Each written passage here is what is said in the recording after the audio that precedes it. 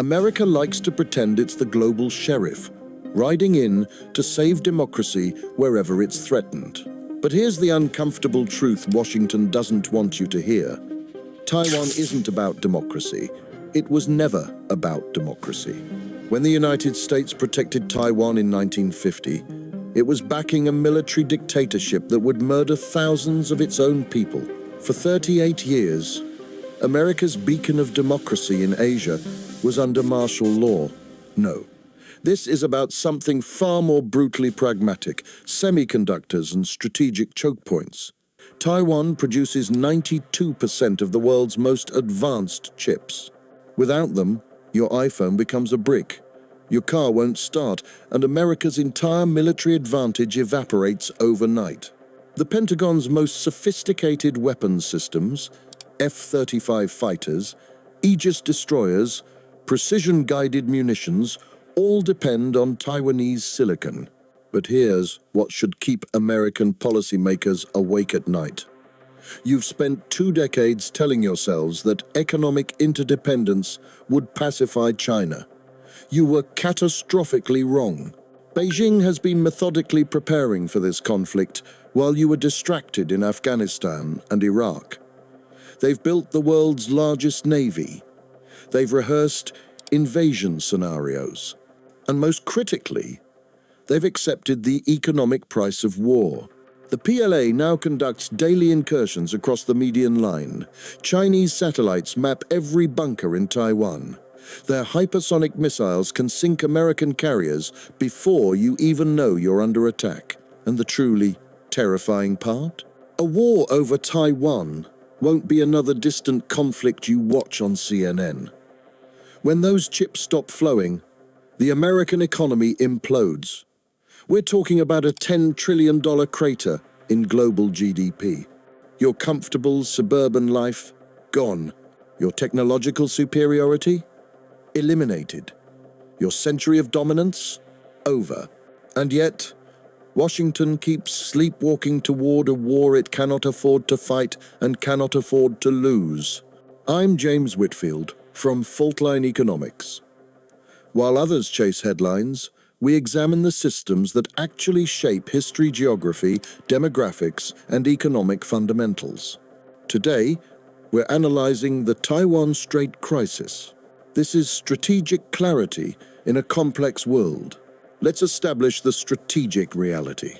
Taiwan sits just 100 miles from mainland China, controlling sea lanes that carry 50% of global container traffic and 80% of China's energy imports. This isn't some distant island, it's a dagger pointed at Beijing's throat. For 4 decades, America maintained a convenient fiction called strategic ambiguity. You pretended not to promise to defend Taiwan while selling them billions in weapons. Beijing pretended peaceful reunification was possible while building an invasion force. Everyone played along because everyone was getting rich. That game is over. Xi Jinping has staked his legacy on reunification. Taiwan's democracy has created a generation that sees itself as Taiwanese, not Chinese. And America? You've finally woken up to the fact that losing Taiwan means losing the Pacific. Factor 1. America's military dominance is already gone. Here's what your defense establishment won't admit publicly. In every Pentagon wargame of a Taiwan invasion conducted since 2018, America loses. Not sometimes, every single time in the first iterations. You only started winning scenarios when you changed the assumptions to include things that don't exist, like missiles you haven't built and bases that would be crater-filled parking lots. The numbers are stark. China has over 2,000 combat aircraft that can reach Taiwan. America might marshal 400 on a good day. The PLA rocket force has 2,500 ballistic and cruise missiles aimed at Taiwan and US bases. You have exactly 0 land-based missiles in theater, thanks to your outdated INF Treaty nostalgia. But here's the real kicker: distance. Taiwan is 100 miles from China and 6,800 miles from California. Every gallon of fuel, every missile, every spare part for American forces has to cross the Pacific. China fights from home. You've spent 20 years learning that logistics wins wars in Afghanistan. And now you're about to fight one where your supply lines stretch across the world's largest ocean. Factor 2. The economic weapon cuts both ways. American politicians love threatening sanctions, as if economics is a one-way weapon. Let me show you exactly what I mean. Yes, China would lose access to Western markets. But you'd lose more than just cheap electronics. America imports 90% of its antibiotics from China, 97% of your ibuprofen, 95% of rare earth elements. Those life-saving medications in every American hospital, Chinese. The magnets in every wind turbine and electric vehicle, Chinese.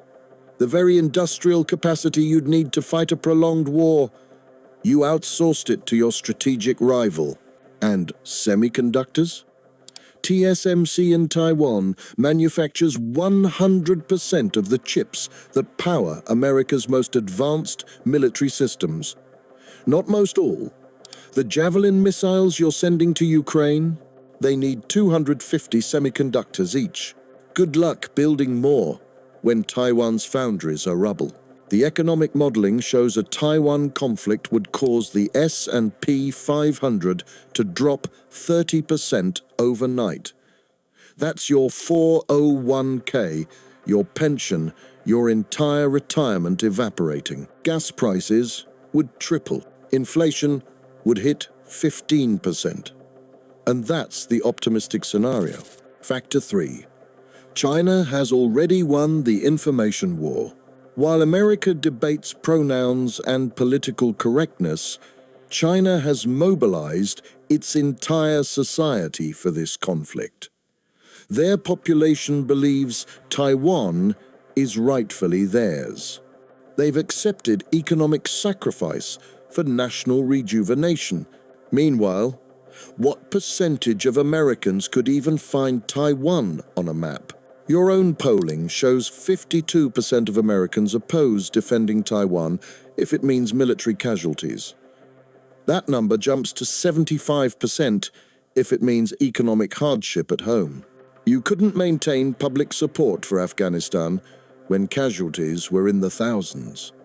A Taiwan war would see tens of thousands of American casualties in the first weeks. China knows this. They've watched your chaotic withdrawals from Vietnam, Somalia, Iraq, Afghanistan. They've calculated that American resolve will crumble when the body bags start coming home and Amazon packages stop arriving. If this analysis makes you uncomfortable, good. That means you're thinking. Subscribe to Faultline Economics for more unfiltered strategic reality. But all of this hinges on one deciding factor: speed. If China can present a fait accompli seizing Taiwan before America can meaningfully respond, it's over. And here's the terrifying reality. They can. The PLA doesn't need to occupy all of Taiwan. They need to land 30,000 troops, seize key airports, and decapitate the government. By the time an American carrier strike group arrives from Japan, Chinese surface-to-air missiles would already be operational on Taiwan.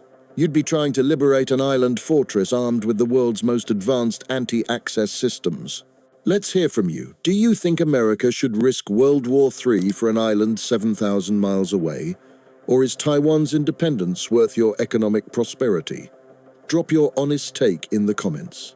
The delusion in Washington is that this stays limited to Taiwan. But China has been clear.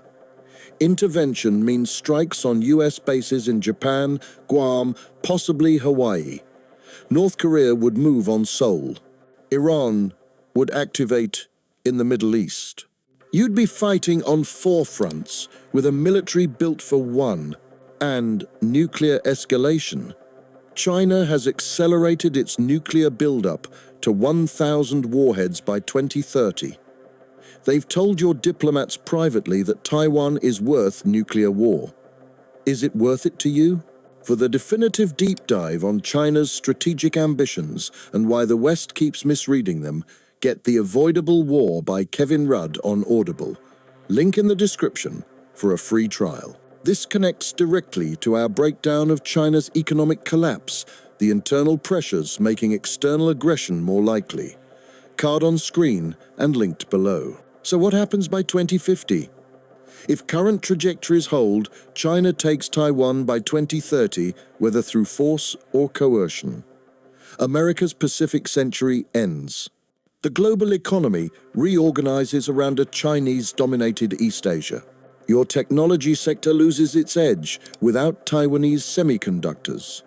The dollar loses reserve currency status as China controls critical supply chains.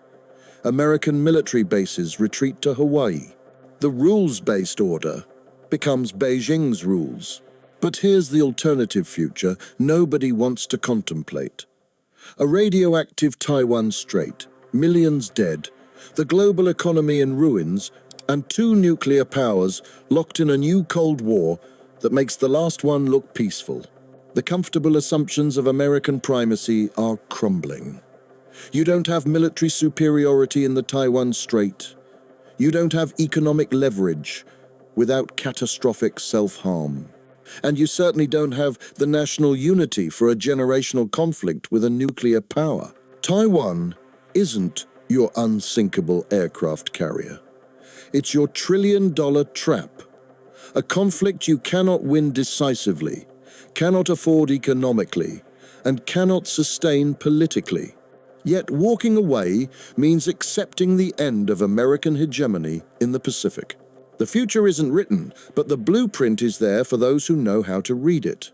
And that blueprint shows an empire overextended, facing a rival it underestimated, over a prize it cannot afford to lose or win. If this analysis challenged your assumptions, subscribe and hit the like button. Real strategic thinking isn't comfortable.